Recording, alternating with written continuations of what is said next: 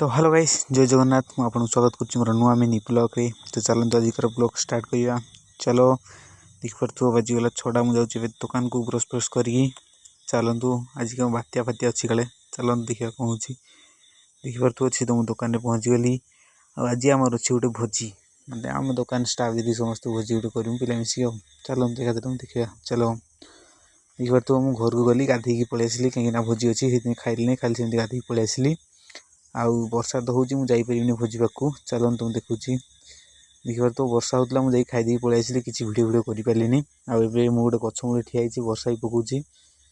तो देखिए तो बस्ता टी ओदा हो जाइए चलो जगह तुम देखुची दुकान रे देख पार्थ्व मुझे अच्छी एपट दुकान रे कहीं भोजी आम एपट साइड होता तो एपट दुकान को पलि आसली। आज मोर गोटे पिंपलटे भी होता चलतु तुमको एक देखुची राति देखिए पार्थ्व बाजीगला 9टा दुकान बंद कर घर को रखुची बाय बाय टाटा जय जगन्नाथ। आज ब्लॉग टी मुझे एंड कर जय जगन्नाथ।